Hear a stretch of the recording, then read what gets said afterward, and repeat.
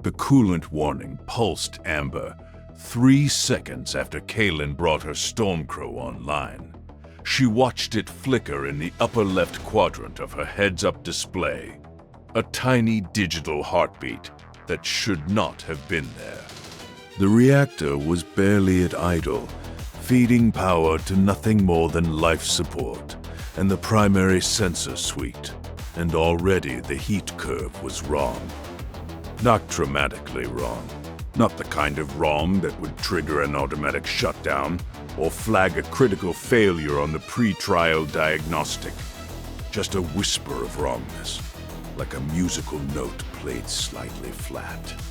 She closed her eyes behind the neural helmet's padded interior and forced herself to breathe.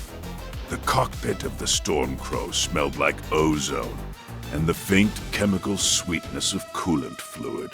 That familiar cocktail that every clan warrior learned to love or hate during their years in the Sibco. 55 tons of OmniMech surrounded her like a metal womb. Ferro-fibrous armor encasing the skeleton of endosteel. The paired, extended-range large lasers mounted in the arms waiting to speak with coherent light. Distributed between the arms and the head, 3 extended-range medium lasers sat in supporting positions. She knew this machine. She had spent 6 months training in Stormcrows, learning their rhythms, their heat curves, the way they leaned into a hard turn at 97 kilometers per hour when you pushed the throttle to its stops. She knew that the prime configuration ran perfectly cool under ideal conditions, that the 22 double heat sinks buried throughout the chassis could handle sustained fire from her entire arsenal simultaneously. She knew all of this the way she knew her own pulse rate, and she knew that amber warning light was not supposed to be there. Cadet Kaylin. The voice came through the cockpit speakers, flat and officious. Oathmaster Turek, presiding over the trial from the observation tower that rose like a gray tooth from the southern ridge of the proving ground. Confirm weapons active and reactor nominal. She toggled her comm. Weapons active. Reactor nominal. She did not mention the amber light. A cadet who reported maintenance issues minutes before their trial of position invited scrutiny that could lead to delay, and delay could lead to the trial being rescheduled. And a rescheduled trial in Clan Jade Falcon was a mark against your record that whispered one word to everyone who read it. Coward. Through the cockpit canopy, the proving ground of Ironhold stretched before her in shades of rust and gray. The terrain was a natural amphitheater carved by ancient glacial movement, 3 kilometers across, broken by ridgelines of basalt and shallow ravines, choked with scrub vegetation that had somehow learned to survive in a thin atmosphere. The sky was the color of tarnished copper. Ironhold's sun sitting low on the horizon like a baleful eye. Somewhere beyond the ridgeline to the north, her first opponent was powering up their own machine. Kaylin flexed her hands inside the control gauntlets. The neural helmet pressed against her temples, reading the electrical patterns of her nervous system, translating her sense of balance into the gyroscope commands that would keep 55 tons of war machine upright. She was 21 standard years old. She had spent 17 of those years in the Sibco, training alongside her Sibkin in the brutal meritocracy of the Jade Falcon warrior caste. Of the 40 children who had begun that journey, 12 remained. After today, fewer still would wear the warrior's mark. The trial of position was simple in concept. She would face 3 opponents in single combat, one after another, with no repairs or resupply between engagements. Defeat 1, and she earned the rank of Mech Warrior. Defeat 2, and she would be named Star Commander. Defeat all 3, and she would achieve the near-mythical distinction of Star Captain, a feat so rare that it was spoken of in the same breath as the great warriors of the Kerenski's Exodus. She intended to defeat all 3, not out of arrogance, out of necessity, because she knew, with a certainty that sat in her chest like a swallowed stone, that the people who had arranged her trial wanted her to fail, and the only answer to their treachery was absolute, undeniable victory. Kalen, a private channel. She recognized the voice instantly. The low rasp of Tech Joris, the lower caste technician who had maintained her training machines for the past 2 years. He was speaking quickly, almost whispering. Listen to me carefully. I ran the final diagnostic on your Stormcrow last night. Everything was clean, but I was pulled off the machine at 0300 by order of Star Colonel Risa. She assigned her own tech crew to perform what she called a supplementary inspection. Kalen's jaw tightened. What did they do? I do not know. I was not permitted to observe. But Kalen, if something feels wrong in there, trust your instincts. It will not be anything obvious. These people are not fools. The channel went dead. Joris had taken a risk even making that call. If Risa discovered it, his career in the technician caste was over. Possibly his life. Kalen stared at the amber coolant warning and understood. Star Colonel Risa Ikaza, blood-named warrior of the Ikaza line, decorated veteran, political creature of consummate skill. Risa had opposed Kalen's Sibco from the moment of its decanting because Kalen's Genamother had been Lara Ikaza, a disgraced warrior whose genetic legacy Risa had spent a decade trying to have stricken from the breeding program. Lara's crime had been political, not martial. She had opposed the Crusader movement within Clan Jade Falcon, arguing that the invasion of the Inner Sphere was premature and foolish. For that heresy, she had been killed in a trial of grievance by one of Risa's allies. But her genes remained in the program, protected by the strict protocols of the scientist caste.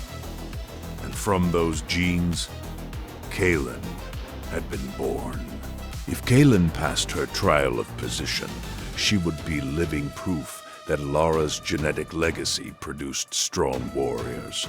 She would eventually have the right to compete for the Ikaza Bloodname itself. And Risa could not permit that. Risa needed Kalen to wash out, to fail, to prove that Lara's genes were flawed and should be culled. And so the Stormcrow's coolant system was running just a little too warm. And Kalen would bet her life that the targeting computer was carrying a fraction of a second of additional lag.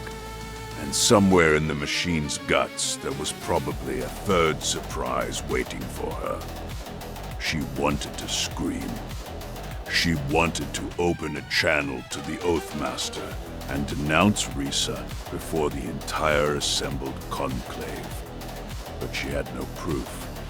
Joris's testimony was hearsay from a lower caste member, inadmissible in a formal challenge. The sabotage, whatever it was, would be subtle enough to escape detection.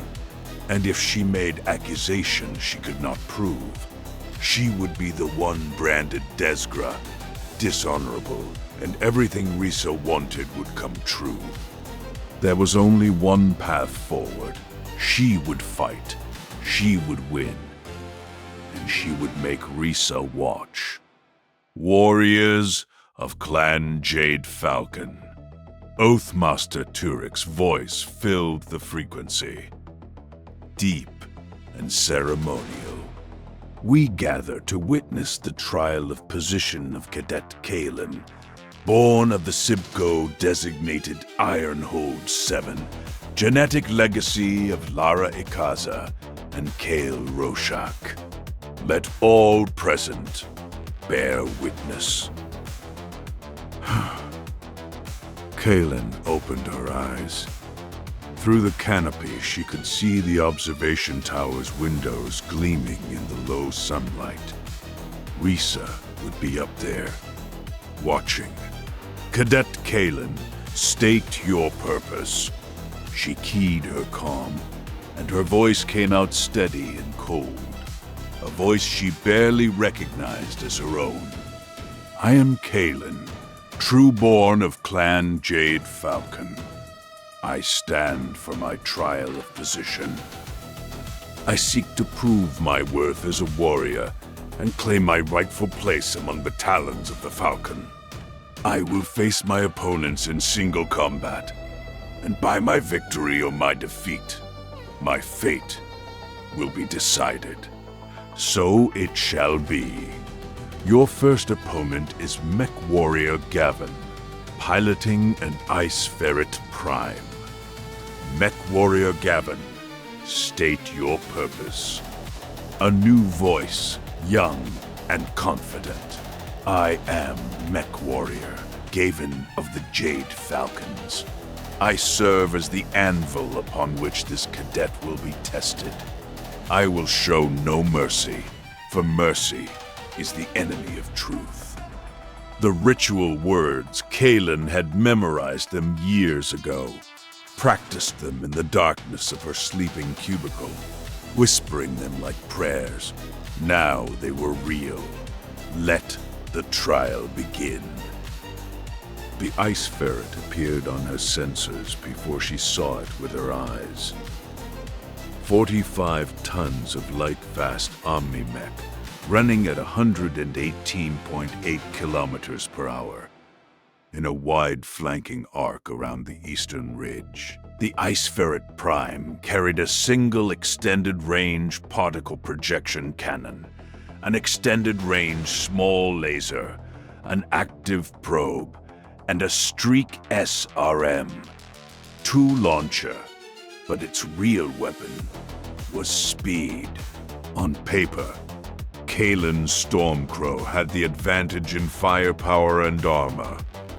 The Ice Ferret hit hard for its weight, but carried thin protection, typical of clan machines that traded survivability for raw performance.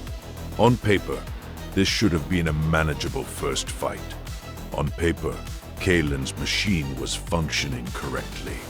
She pushed the throttle forward and felt the Stormcrow surge beneath her, biomer muscles firing in sequence, the massive digitigrade legs eating ground in long, loping strides.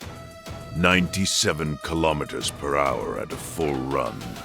She angled northwest, using a low ridgeline for cover, trying to cut the angle on Gavin's approach. The HUD painted his Ice Ferret in the sharp red of an enemy contact, range dropping fast. 900 meters, 750, 600. She brought the right arm up and triggered the extended range large laser. The beam snapped across the proving ground in a lance of emerald light, striking the broken ground 50 meters ahead of the Ice Ferret, as Gavin jinked hard to port. A miss, but a clean miss. The weapon had fired true. Then she triggered the left arm laser, and the world shifted. The beam went wide by nearly 3 degrees. Not a targeting error on her part. She had held the reticle dead center on the ice ferret's torso. The shot should have hit. Instead, it carved a glowing trench in the basalt 20 meters to the right of her target. The targeting computer. There it was. Not a general lag, but a specific offset on the left arm actuator. A subtle miscalibration that would make the left laser fire wide unless she manually compensated. In a training exercise, she might have caught it during calibration. In the heat of combat, it was the kind of error that could cost her everything. She filed the knowledge away and adjusted. 3 degrees right. She would compensate manually. Gaven was closing fast. The ice ferret's legs a blur of motion as the lighter machine sprinted across the broken terrain. At 400 meters, his extended range PPC spoke, an azure beam of man-made lightning lancing across the gap. The beam struck the Stormcrow's left torso, and Kaylin felt the impact through her command couch, a deep, shuddering vibration as armor ablated and vaporized. Her damage display showed a moderate gouge in the left torso armor. Survivable, but the heat gauge climbed 3 points higher than it should have from the enemy hit alone. And she understood the second part of the sabotage. The coolant system was not just running warm at idle. Under combat load, it was going to betray her. She twisted the Stormcrow's torso and fired both large lasers together, the right arm tracking true, the left arm manually corrected. Both beams converged on the ice ferret's center mass at 300 meters. The lighter machine staggered as coherent light burned through its chest armor, leaving blackened craters that glowed orange at the edges. Gaven's ice ferret stumbled but kept running, the pilot compensating with impressive skill. Heat spiked. The cockpit temperature jumped 8 degrees in a heartbeat, and the amber coolant warning shifted to a pulsing red. Her heat sinks were not keeping pace. 22 double heat sinks should have been able to handle the dissipation load of 2 large laser shots with 0 residual heat. Instead, the heat lingered, pressing against her like a physical weight. She could not fire both large lasers again for at least 10 seconds. In a normal Stormcrow, the heat from such a volley would have dissipated smoothly within that cycle. Gaven knew his business. The ice ferret cut hard to starboard, using its superior speed to open the angle and circle toward Kaylin's damaged left side. She throttled up to match, pushing the Stormcrow to its maximum run speed. But the ice ferret had 32 kilometers per hour on her, and the geometry was turning against her. At 200 meters, she fired the right arm large laser alone. The beam caught the ice ferret's left leg, and she saw armor panels blow away in a shower of composite fragments. Gavin's machine wobbled but maintained its footing. The Streak SRM, 2 on his right torso, spoke in response. 2 missiles leaping across the gap with unerring accuracy. The Streak system's targeting lock, ensuring both projectiles found their mark. They detonated against the Stormcrow's right arm, chewing through armor but not reaching the structure beneath. Heat was at 74%, too high. She needed to cool down, but Gaven was not going to give her the luxury of time. She made a decision born from 17 years of training and the cold knowledge that she could not afford a prolonged engagement. She cut the throttle and pivoted, swinging the Stormcrow's torso hard to the right, directly into Gavin's approach vector. It was a risky maneuver that left her stationary and vulnerable for 2 critical seconds. Gavin reacted exactly as she expected. He read the pivot as a mistake, a cadet's panic under pressure, and he pressed the attack. The ice ferret surged forward, large lasers charging for a devastating close-range volley. At 150 meters, Kaylin fired everything. Both extended-range large lasers and all 3 extended-range medium lasers. 5 weapons systems spoke in a single devastating alpha strike. The right arm large laser hit the ice ferret's right torso, dead center. The left arm large laser, manually compensated, struck the left torso. The 3 medium lasers carved into the lighter machine's center mass. The combined energy barrage tore into the ice ferret's already wounded chest. The ice ferret came apart, not explosively, but structurally, the way a building collapses when its supports are cut.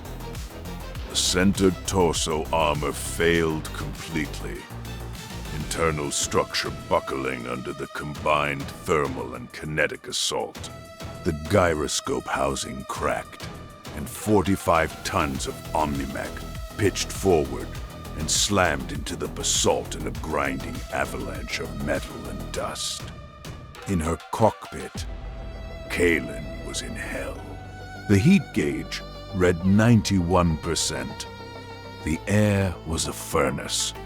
Sweat poured down her face inside the neuro helmet, stinging her eyes, and the cooling vest that should have been pumping refrigerated fluid against her skin was barely functioning.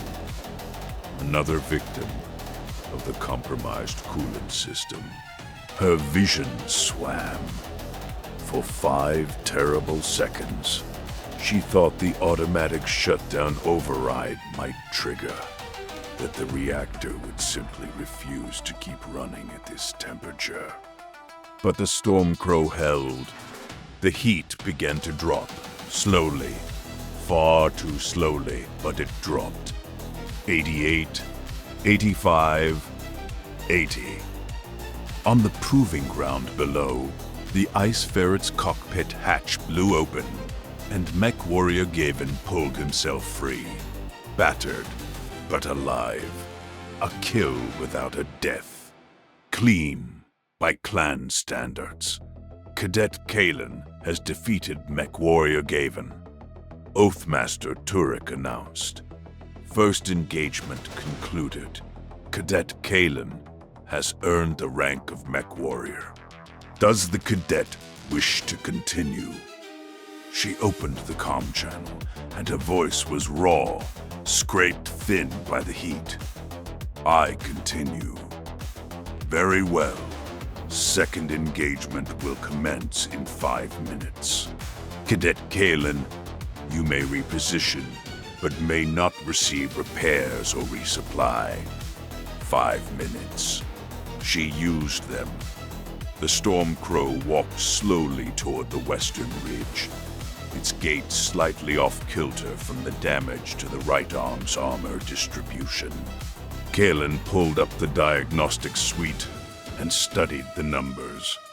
Left torso armor down to 40%, right arm armor at 65%, center torso still strong. Heat dissipation running at roughly 80% of nominal capacity. Left arm laser required manual compensation of 3.2 degrees. She could work with this. She had to. She opened a private channel, encrypted on a frequency she had established months ago for exactly this kind of contingency. Joris, are you monitoring? A pause. Then the tech's voice, tense and low. AF. The coolant system is running 12 to 15% below rated capacity. The left arm extended range large laser has a targeting offset of approximately 3 degrees.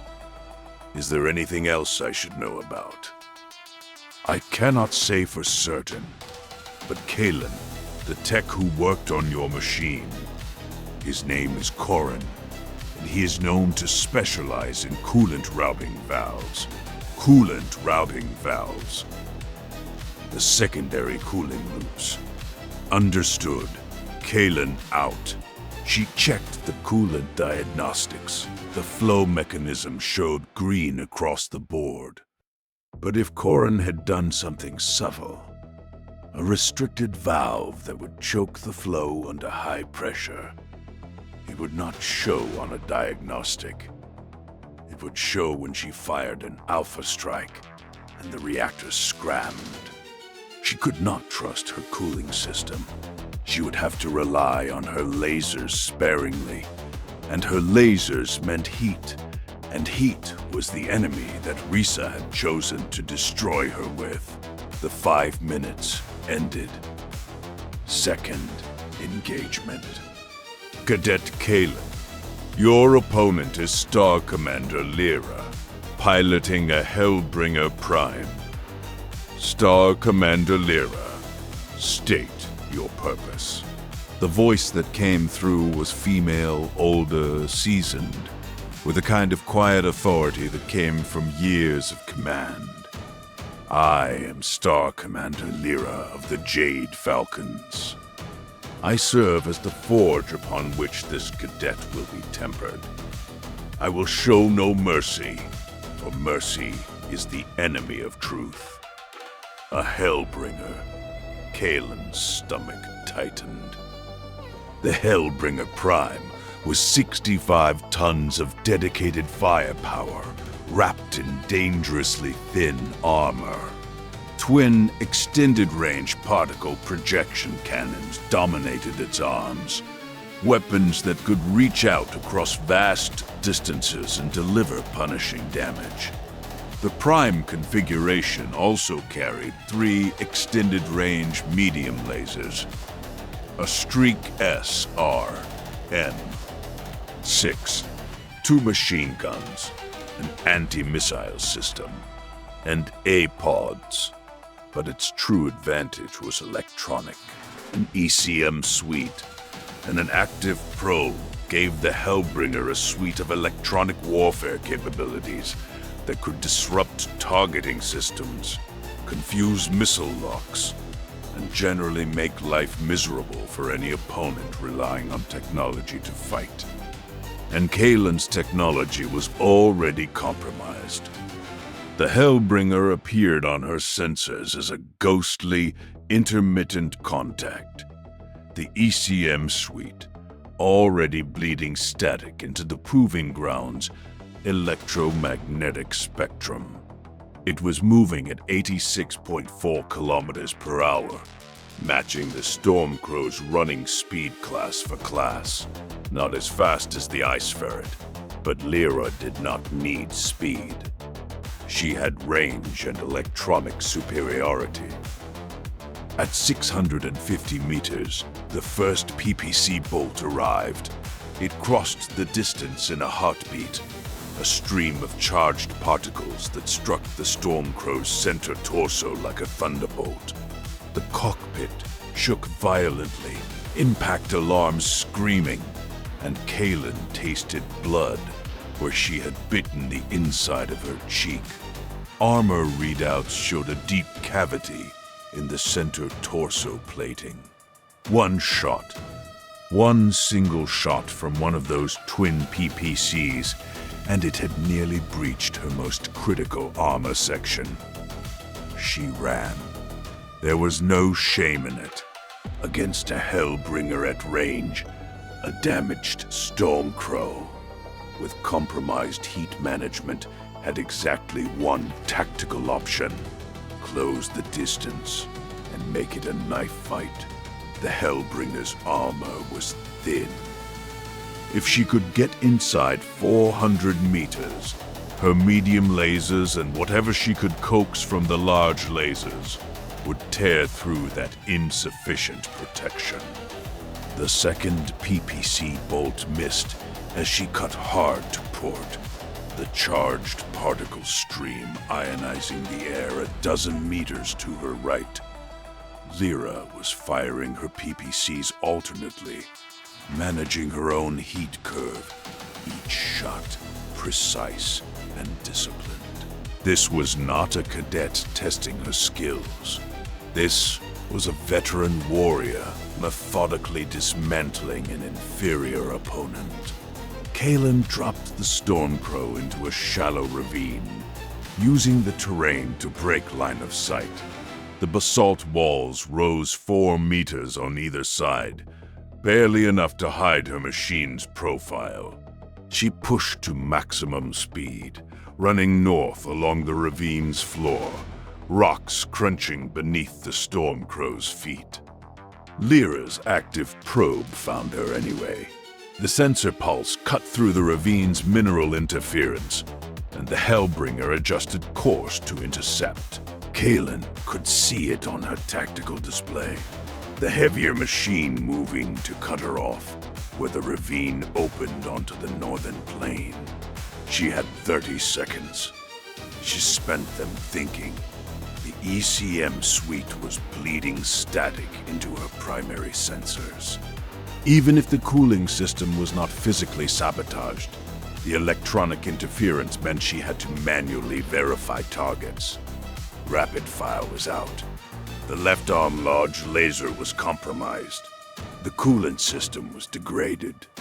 She had functioning energy weapons she could trust. The right arm, extended range large laser, and all 3 extended range mediums, though the mediums required close range to be effective. She had one advantage. She knew the Hellbringer's weakness. Every clan warrior knew it. The Hellbringer Prime carried 13 double heat sinks and mounted 2 of the most heat-intensive weapons in the clan arsenal. Those twin extended-range PPCs generated enormous waste heat with every shot. Lyra was managing it beautifully, firing alternately rather than together. But if Kalen could force her into a situation where she had to fire both at once, or force the engagement into a sustained close-range brawl, the Hellbringer would cook itself. The ravine opened ahead, and Kalen made her choice. Instead of emerging onto the plain where Lyra expected her, she drove the Stormcrow up the ravine's eastern wall. My muscles screamed as the 55-ton machine clawed its way up 4 meters of broken basalt, feet digging into the rock, arms windmilling for balance. It was an ugly, graceless maneuver that would have earned a reprimand in training.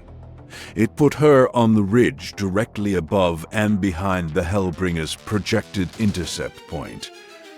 Lyra realized the deception a moment too late.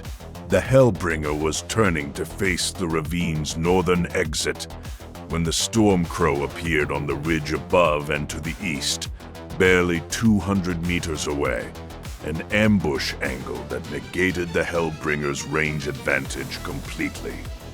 Kalen fired the right arm large laser and 2 of her medium lasers. 3 beams of emerald light converged on the Hellbringer's left arm, the one carrying the PPC that had nearly gutted her center torso. The large laser burned through the arm's thin armor in a single pulse. 1 medium laser widened the wound. The second medium laser struck the PPC housing itself, and something inside the weapon detonated in a flash of electrical discharge that sent arcs of blue-white lightning cascading across the Hellbringer's torso. Left arm PPC destroyed. Lyra was down to 1. But the heat, oh, the heat, 3 laser shots had pushed her cockpit temperature to savage levels. The cooling vest had stopped pretending to function entirely, and Kaylin felt like she was sitting inside an oven. Her hands were slick with sweat inside the control gauntlets, her grip sliding on the joysticks.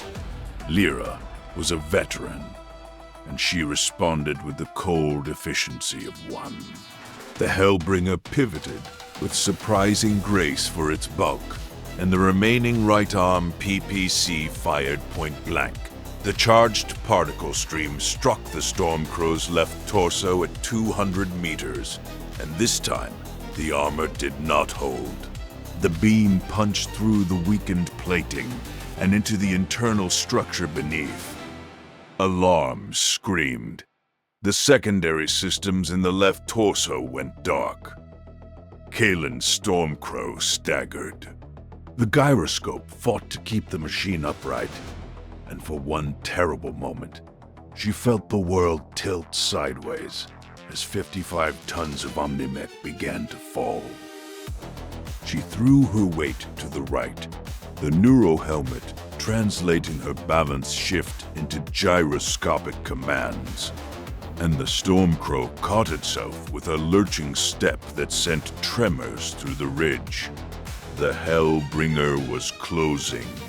Lyra was charging directly at her, the right arm PPC glowing as it recycled for another shot. The 3 extended-range medium lasers on the Hellbringer's torso fired in unison, raking across the Stormcrow's legs. The Streak SRM. 6 on Lyra's machine spoke as well. 6 missiles arcing across the short distance and hammering into the Stormcrow's right torso. Kaylin tasted desperation. It was metallic, like the blood in her mouth, and it carried a clarity that burned away everything except the immediate moment. She was going to die in this cockpit, or she was going to win, and the margin between those outcomes was measured in seconds. She charged. The Stormcrow broke into a full run directly at the Hellbringer, closing the 200 meters in a handful of heartbeats. At 150 meters, she fired the right arm large laser. At 90 meters, all 3 medium lasers. She did not aim for the arms or the legs. She aimed for the center, the core, the heart of the machine. The large laser struck the Hellbringer's center torso and burned deep. The medium lasers followed, carving parallel trenches through what remained of the chest armor. Something inside the Hellbringer detonated, a secondary explosion that blew a panel of armor plating off the machine's back. The Hellbringer stumbled, its own gyroscope failing to compensate for the structural damage. Lyra fired her remaining PPC at point-blank range. The shot hit the Stormcrow's right arm, and Kaylin felt the extended-range large laser housing shatter. The weapon was gone, her most reliable weapon, destroyed in a single exchange. But the Hellbringer was falling. Its center torso structure had been compromised beyond the gyroscope's ability to compensate, and 65 tons of OmniMech toppled backward, crashing into the basalt with an impact that Kaylin felt through her own machine's feet. Lyra fought it. Kaylin could see the Hellbringer's arms flailing, trying to push itself up, the remaining PCP swinging toward her. She stepped forward and fired her 3 medium lasers into the Hellbringer's exposed center torso from above. The beams cut through the compromised armor like surgical instruments, and the Hellbringer's reactor warning lights must have flared, because the machine went suddenly limp. Emergency shutdown. Lyra had pulled the plug, rather than risk a reactor breach. Star Commander Lyra has been defeated, Oathmaster Turek announced. Second engagement concluded. Cadet Kalen has earned the rank of Star Commander. Does the cadet wish to continue? Inside the cockpit, the temperature was 142 degrees Fahrenheit. Kalen could barely see through the sweat and the shimmer of heat distortion. Her right arm large laser was destroyed. Her left arm large laser was miscalibrated, and she had just lost the primary fire control linkage for it when the left torso took internal damage. She had 3 extended-range medium lasers and a heat management system that was actively trying to kill her. Star Commander. She had already exceeded what Risa had planned for her. She could stop now. She could walk away with a rank that most cadets dreamed of, and no one would question her honor. But if she stopped, she was a Star Commander, and Star Commanders did not have the political weight to challenge a Star Colonel's machinations. If she stopped, Risa would find other ways to undermine her, to stall her career, to ensure that Lara Ikaza's genetic legacy was quietly smothered over the course of years and decades. If she won the third fight, she would be a Star Captain, the youngest Star Captain in Ironhold's garrison in a generation. The political protection that came with that rank, with that achievement, would be a shield that even Risa could not easily penetrate. And more importantly, it would be proof. Undeniable, witnessed, recorded proof that Lara Ikaza's genes produced warriors of the highest caliber. She thought of her gene mother, Lara Ikaza, a warrior who had dared to speak truth to power and had been killed for it. Kalen had never met her, could never meet her. That was not how clan breeding worked. But she carried Lara's genes in every cell of her body, and those genes were on trial today, not just Kalen herself. She keyed the comm. I continue. There was a pause. She imagined Turek in the observation tower, exchanging glances with the assembled officers. She imagined Risa's face, that cold, angular face, with its precise cheekbones and calculating eyes, tightening with something that might have been concern. Very well. Third engagement will commence in 5 minutes.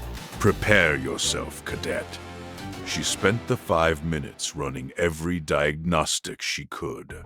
The left arm large laser was technically functional, but without the fire control linkage from the left torso, the manual compensation she had been using was no longer reliable. She might be able to fire it, but she could not predict where the shot would land. The medium lasers were intact. The cooling system showed green, but she kept hearing Joris's voice in her head. His name is Corin, and he specializes in coolant routing valves. She had 22 heat sinks remaining, and no confidence they would vent properly. Her armor was a ruin. Center torso, 30%. Left torso, breached. Right torso, 45%. Right arm, 20% with the large laser destroyed. Left arm, 60%.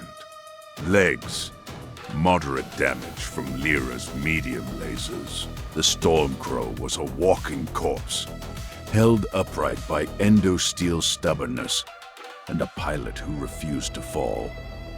Third engagement.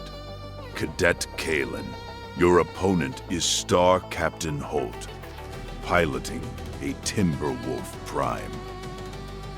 The words hit her like a physical blow.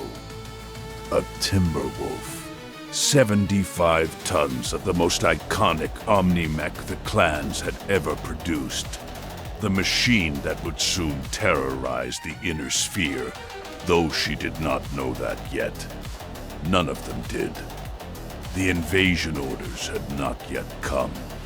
The Timberwolf Prime carried twin extended-range large lasers in its arms, a 20-tube long-range missile launcher in each side torso, 2 extended-range medium lasers, a medium pulse laser, and 2 machine guns.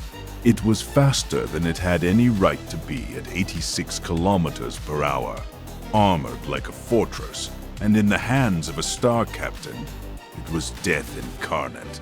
Star Captain Holt, state your purpose. The voice was male, deep, resonant with the quiet authority of a warrior who had nothing to prove. I am Star Captain Holt of the Jade Falcons. I serve as the crucible in which this cadet will be judged. I will show no mercy, for mercy is the enemy of truth. Holt. She knew the name.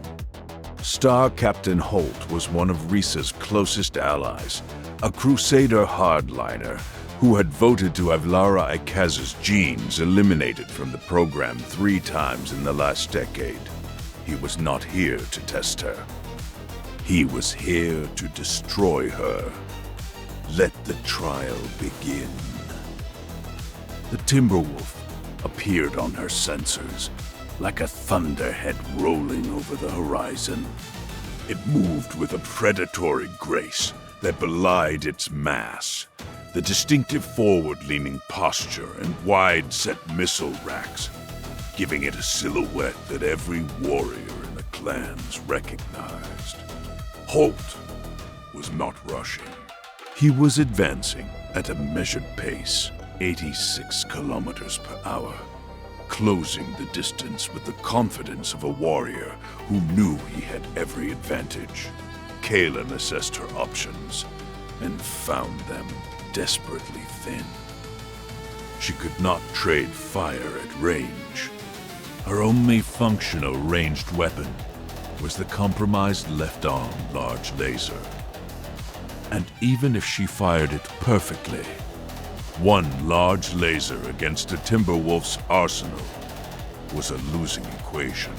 She needed to fight at close range, inside 300 meters, where her medium lasers could contribute. But getting there meant surviving the Timberwolf's long-range barrage, and the paired LRM-20s would be reaching out to touch her long before she could reply. She ran south, away from Holt, toward a cluster of basalt formations that rose from the proving ground like broken fingers. Cover. She needed cover. Terrain that would break missile locks and limit firing angles. Anything that would reduce the Timberwolf's advantage. The first LRM volley arrived at 600 meters. 40 missiles climbed in a ballistic arc and fell toward her like steel rain. The clan targeting systems guided them with terrible precision, and 28 of the 40 found their target. Explosions rippled across the Stormcrow's back and shoulders, each one a hammer blow that drove the heat gauge upward and sent fresh damage warnings cascading across her displays. She kept running. The basalt formations were 200 meters ahead, a maze of rock pillars and overhangs that would give her what she needed. Behind her, the Timberwolf was following, and Holt's paired extended-range large lasers spoke for the first time. 2 emerald beams reached across the distance, one striking the Stormcrow's left leg, the other missing wide as Kalen threw her machine into a desperate lateral dodge. The leg, shot, nearly ended everything. The myomer bundles in the left thigh sustained damage, and the Stormcrow's gait immediately became uneven, a lurching, staggering stride that cost her 10% of her top speed. She was limping now, a damaged medium OmniMech being hunted by a fresh, heavy, and the mathematics of the situation were brutal. She reached the basalt formations and plunged in among them, threading the Stormcrow through gaps that barely accommodated her machine's shoulders. Rock scraped against her remaining armor with a sound like screaming metal. The sensor display showed the Timberwolf slowing as it reached the edge of the formation.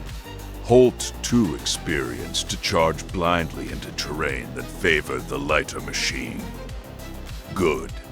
Let him be cautious.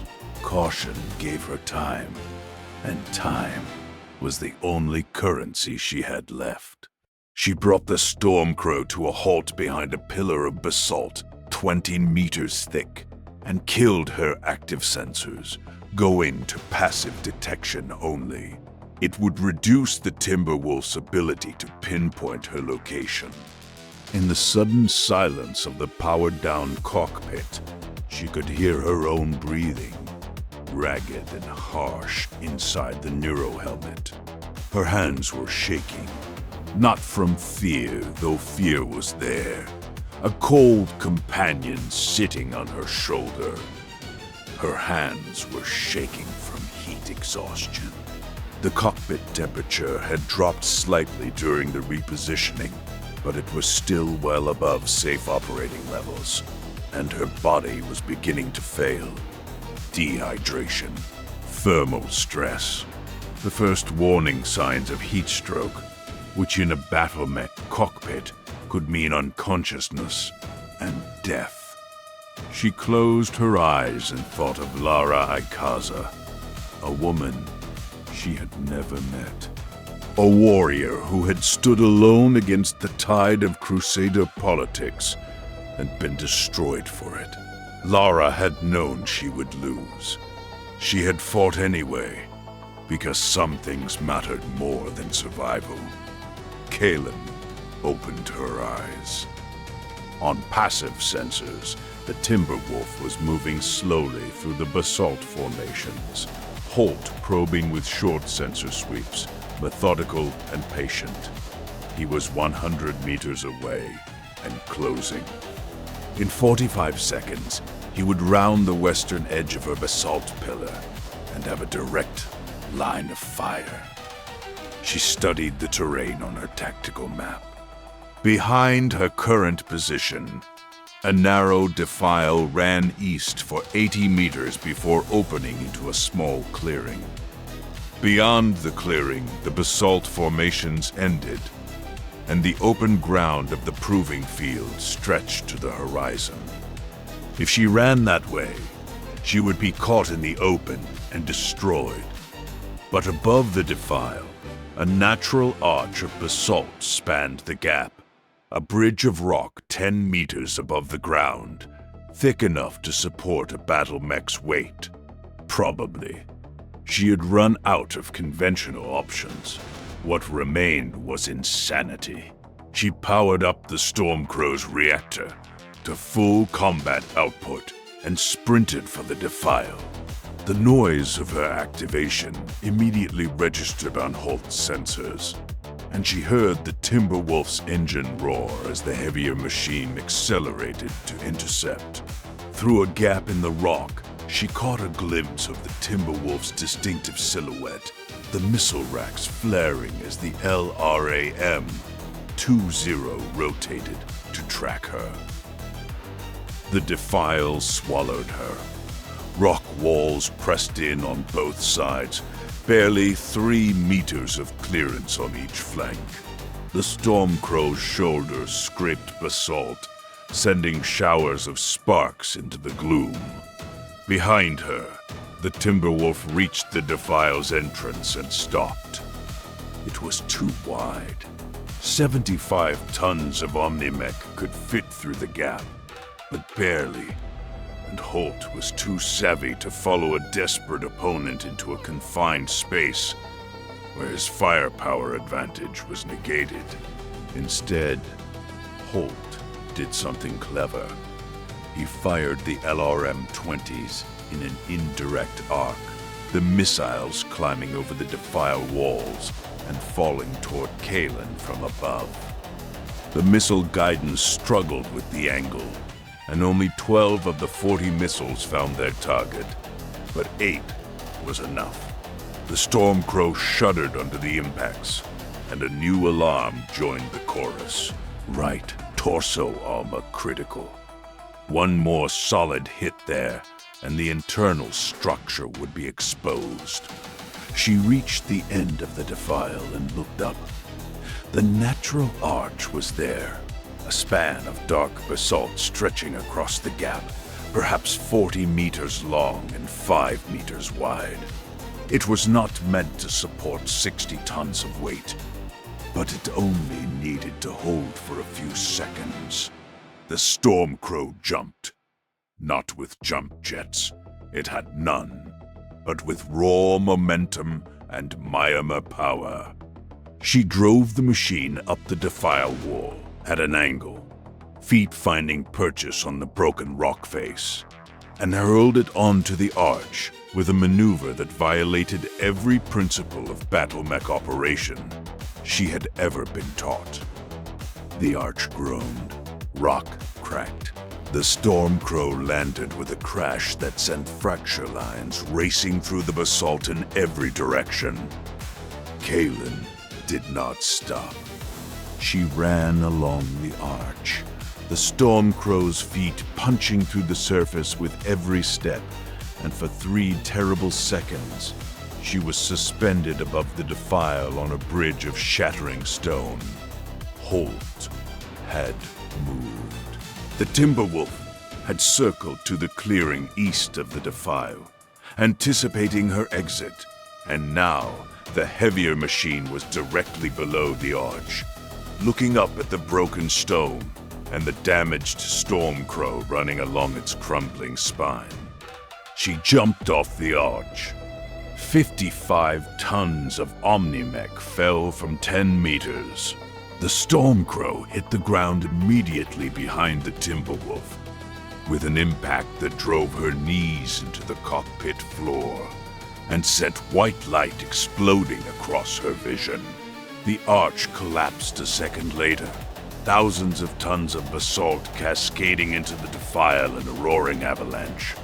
But by then she was past it, directly behind the Timberwolf at less than 50 meters. Holt was already torso twisting, but the Timberwolf's rotation speed could not match the close-range geometry.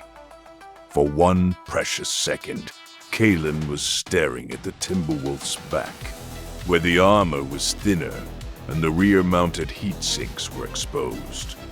She fired everything. All 3 medium lasers and the left arm large laser. She did not compensate for the targeting offset, because at 50 meters the offset was meaningless. The beam would hit something, regardless. All 4 beams struck the Timberwolf's rear center torso. The large laser punched through the back armor with shocking ease and found the engine shielding beneath. The medium lasers widened the breach. Internal explosions bloomed inside the Timberwolf's core, and Kalen saw heat shimmer ripple from the back of the heavier machine as something in its engine housing failed. Holt responded with a warrior's instinct, throttling forward and spinning the Timberwolf to face her. The LRAM-20 fired at point-blank range, missiles barely having time to arm before they struck the Stormcrow's chest. The impacts drove Kalen backward, and she felt the center torso armor finally give way, the last layers of composite crumbling inward. internal structure was exposed. One more hit to the center torso would kill her. But the Timberwolf was hurt, badly hurt. The engine damage was cascading, heat pouring off the machine in visible waves. Holt's medium pulse laser fired, its characteristic stuttering beam raking across the Stormcrow's legs, and the machine guns rattled. But these were the desperate measures of a warrior whose primary weapons were going offline one by one. Then Holt fired both extended-range, large lasers at 50 meters into a Stormcrow with no center torso armor. Kaylin did something that she would never be able to fully explain in the years that followed. She dropped the Stormcrow to one knee. Not a fall, not a stumble, but a deliberate genuflection that dropped the machine's profile by 3 meters in the space of a heartbeat. The paired laser beams passed through the air, where her cockpit had been a fraction of a second earlier, and struck the basalt cliff behind her, blasting chunks of molten rock into the sky. From her kneeling position, she raised the left arm and fired the extended-range large laser directly into the Timberwolf's left torso, at a range so close she could see the individual armor bolts on the heavier machine's hull, striking where the armor had been buckled and stressed during that desperate close-range brawl. The beam punched through and struck the left LRAM-20 ammunition bin. The explosion was immediate and catastrophic. A full ton of long-range missile ammunition detonated inside the Timberwolf's left torso. The entire left side of the machine blew outward in a blinding flash. The left arm and its extended-range large laser cartwheeling away in a shower of molten metal. The Timberwolf pitched sideways, its remaining leg fighting for balance. And for one surreal moment, the 75-ton machine balanced on a single foot like a grotesque dancer before toppling to the ground with a crash that echoed off the basalt walls. Kaylin saw the Timberwolf's cockpit hatch blow. Holt ejected, his command couch rocketing upward on a pillar of fire. The ejection system saving his life as the remains of his machine began to burn. She knelt there, the Stormcrow hunched on one knee in the rubble of the collapsed arch, and watched the ejection seat's parachute deploy against the copper-colored sky. The proving ground was silent, except for the crackle of burning machinery and the thin whistle of wind through the basalt formations. Star Captain Holt has been defeated. Oathmaster Turek's voice came through the speakers, and for the first time, Kaylin heard something beneath the ceremonial formality. Astonishment. Third engagement concluded. Cadet Kaylin has defeated all 3 opponents and earned the rank of Star Captain. She opened her mouth to respond and found that she could not speak. The heat had finally won. Her throat was so dry that her vocal cords refused to vibrate, and her hands had locked around the control joysticks in a grip that she could not release. The cockpit was a sauna, temperature gauges reading numbers that the safety manuals classified as life-threatening. She managed a single word, barely a whisper. Acknowledged. All warriors will assemble at the observation tower for the formal declaration. Star Captain Kaylin, you are ordered to power down your machine and proceed on foot. She reached for the reactor shutdown switch, and that was when her vision began to collapse. Darkness closing in from the edges like a contracting aperture. She hit the switch. The Stormcrow's reactor went silent, The cockpit lights died, replaced by the dim red glow of emergency battery power. She sat in the darkness and the heat and the silence, and she breathed. In the observation tower, Star Colonel Risa Ikaza would be standing very still. Her face would betray nothing, because Risa had spent decades perfecting the art of betraying nothing. But behind those calculating eyes, a cold arithmetic would be running. Kalen had won despite the sabotage, despite the impossible odds, despite everything that Risa had arranged. The genetic legacy of Laura Ikaza was not merely intact, it was ascendant. Kalen released the cockpit hatch. The seal broke with a hiss of pressure equalization, and Ironholt's thin, cold air rushed in like a benediction.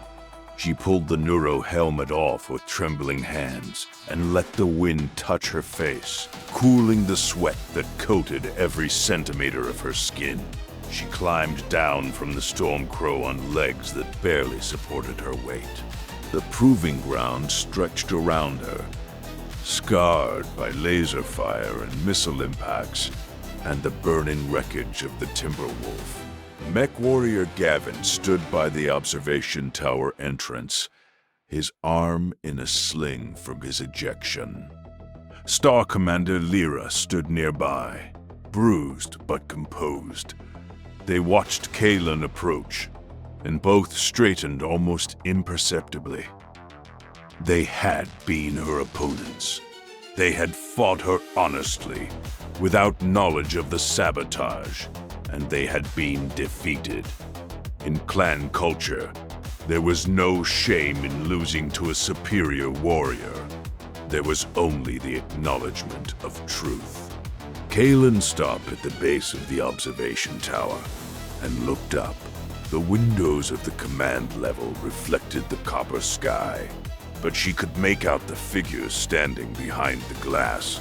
Officers, blood-named warriors, scientists from the breeding program, and Risa, standing apart from the others. Her uniform immaculate, her posture rigid. The tower doors opened, and Oathmaster Turek emerged. He was an old warrior, scarred and weathered, his ceremonial robes draped over a frame that had once piloted assault machines on half a dozen worlds. He carried the falcon crest of the clan in one hand and a data tablet in the other. Kneel, cadet. She knelt. The basalt was cold and rough beneath her knees. You have faced 3 opponents in your trial of position. You have defeated all 3. By the laws of the clans and the traditions of the Jade Falcons, you have earned the rank of Star Captain. Rise, Star Captain Kalen. She rose. Every muscle in her body screamed in protest, but she rose straight and steady because Risa was watching, and she would not give that woman the satisfaction of seeing her falter. The record will show, Rick continued, and something in his voice shifted, became harder, more pointed. That Star Captain Kalen achieved this rank while piloting a Stormcrow with significant mechanical irregularities. Post-trial diagnostics have been ordered on the machine. Any anomalies discovered will be investigated fully. Kalen's eyes snapped to Turek's face. The old Oathmaster met her gaze, and in his eyes she saw the cold fire of a warrior who understood exactly what had happened on that proving ground and would not permit it to pass without reckoning. She looked up at the observation tower. Risa had not moved, but her hands, which had been clasped behind her back in the posture of confident command, were now at her sides, and her fingers were curled into fists. Kalen held her gaze for a long moment. She did not smile. Smiling would have been petty. And she was not petty. She was a star captain of Clan Jade Falcon. Trueborn, blooded in combat, carrying the genetic legacy of a warrior who had dared to speak truth. Let Risa investigate. Let Risa scheme. The trial record was permanent, witnessed and sealed, and no amount of political maneuvering could erase what had happened here. She turned back to Turek and saluted, fist over heart. I serve the clan. You serve the clan, Turek echoed. Gavin and Lyra saluted as well. It was not required of them, but they did it anyway. And Kaelin understood that in defeating them, she had not made enemies. She had made warriors who recognized the thing that all warriors ultimately craved. Excellence proved through fire. She walked away from the observation tower into the thin copper light of Ironhold's afternoon. Behind her, the Stormcrow stood motionless on the proving ground, a battered monument to what had been done inside its cockpit. The cooling vents were dark. The armor was a landscape of craters and burns, left arm hanging at an angle where actuators had failed. Right arm a shattered stump where the large laser housing had been destroyed. Center torso, a gaping wound of exposed internal structure. It should not have won. By every measure of tactics and technology and rational calculation, it should not have won. But the clans had always believed that the warrior mattered more than the machine. That was the fundamental truth that underpinned the breeding program, the Sibcos, the trials. Genetics were the foundation, but will was the fire that tempered the steel. Risa had sabotaged the machine. She had stacked the opponents. She had done everything in her power to ensure that Lara Ikaza's legacy would be erased. She had forgotten the most important variable, the warrior inside the cockpit. Kaelin reached the edge of the proving ground and stopped. The wind carried the scent of scorched metal and ozone, the aftermath of battle that every mech warrior learned to associate with survival. In the distance, technician crews were already moving toward the wrecked machines, beginning the work of salvage and repair that would restore the proving ground for the next generation of cadets. Somewhere in the future, a future she could not yet see, the clans would pour across the border of the inner sphere in a wave of steel and fire, and everything would change. Wars would be fought that would reshape the galaxy. Bloodnames would be won and lost. Warriors would die in cockpits not unlike the one she had just climbed out of, fighting for causes noble and venal and everything in between. But that was tomorrow. Today, she had won her war. The small, vicious, deeply personal war that had been waged not across battlefields, but across breeding records and political chambers, and a sabotaged Stormcrow on a cold proving ground. She had won it the only way a clan warrior could. Through combat, through blood, through the absolute refusal to be anything less than what her genes demanded. Star Captain Kaelin of Clan Jade Falcon turned her face to the wind and let the cold air of Ironhold burn against her skin. Tomorrow there would be investigations. Tomorrow there would be political maneuvering and formal challenges, and the slow, grinding machinery of clan justice. Tomorrow, Risa would begin her counter moves, and the war within the Akaza Bloodhouse would continue. But today, the Falcon's talon had been tested, and it had not broken. It never would.